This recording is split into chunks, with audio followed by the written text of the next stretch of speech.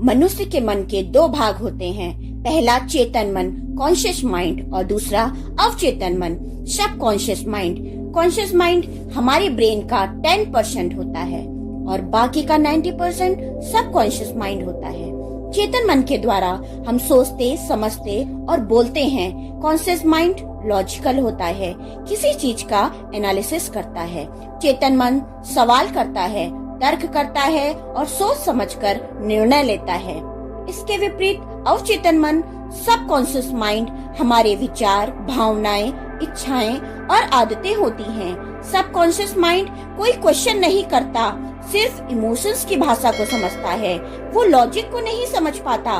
सब conscious mind क्या सच है, क्या झूठ है, ये नहीं समझ पाता। अवचेतन मन एक तरह से स्टोरेज रूम की तरह होता है। यह हमारे अनुभवों, विचार और धारणाओं का संग्रहण करता है और इसी अनुभवों के आधार पर स्वचालित रूप से काम करता है।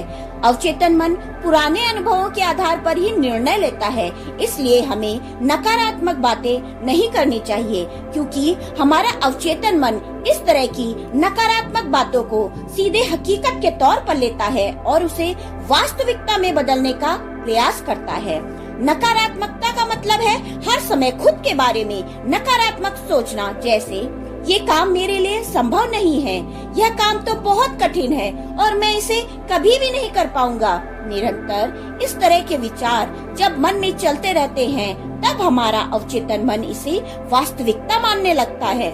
इसलिए कभी भी अपने अवचेतन मन को नकारात्मक सुझाव ना दें।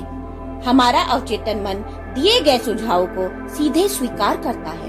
हमारी आदतें, फीलिंग्स, इमोशंस और मेमोरीज के आधार पर ही बिलीफ बनता है। याद रखिए, अगर आपका सबकॉन्शियस माइंड नेगेटिव रोल करता है तो आपका जीवन बर्बाद हो सकता है। दुनिया में जितने भी सफल लोग हुए हैं, वे अपने अवचेतन मन को पॉजिटिव रखते हैं, जिसके कारण वे इतिहास रच जाते हैं। अवचेतन मन आपकी सोच विचार के आधार पर कार्य करता है। जैसे आपकी सोच होगी, जैसे आपके विचार होंगे, उसी से रिलेटेड आपके अवचेतन मन में बिलीफ बन जाएगा। आप अपने अवचेतन मन को जो भी बात कहते हैं, आपका अवचेतन मन उसी को सच मान लेता है। जैसे अगर आप अपने छोटे बच्चे को रोजाना यह बताएं कि भारत देश की राजधानी पंजाब है, तो बच्चे का चेतन मन कहेगा कि मेरे पापा यह बात कह रहे हैं तो यही सही है, और फिर उसका अवचेतन मन भी इस बात को स्वीकार कर लेगा। उसके बाद जब भी आप उस बच्चे से भारत की राजधानी पूछेंगे तो वह पंजाब ही बताएगा। इसलिए आपके अवचेतन मन को दिया गया आपका प्रत्येक निर्देश महत्वपूर्ण होता है।